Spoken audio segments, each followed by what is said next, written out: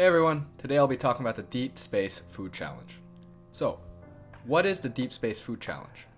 The Deep Space Food Challenge is a mission to develop food production technologies that will help support long-duration missions in space, but also benefit the people of Earth.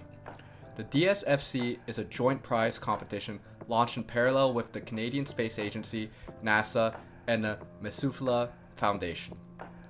The initiative was launched in early 2021, and it was aimed to get support of the public as well as their active involvement. So, why are we doing this? When astronauts go into space, there are many difficulties surrounding one of the most basic human needs, food. As panelist Don Thomas said, you don't go to space for the food. In addition to the practical concerns of shelf life and nutrition, there's also legitimate concerns about the psychology of eating in space. Because, let's face it, the food astronauts currently eat aren't very good. So, what exactly is this challenge and who's participating? As I said before, the challenge will be centered around developing food technologies that will help support long-duration missions in space. Innovators will be tasked with developing compact and novel food production solutions that can be produced in the most resource-scarce regions. So, who are these innovators? It could be you. Yes, you. The whole point of this challenge is to use the public as a resource.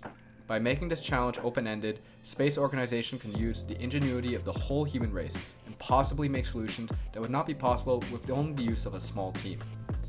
But now you're probably asking yourself, why should I care about what astronauts eat in space? How does that affect my life?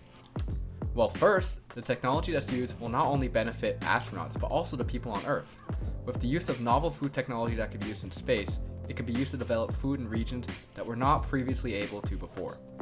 This can have huge environmental impacts. However, if you don't care about the environment, it should also have great economic impact as well, potentially decreasing the cost of food in the long run.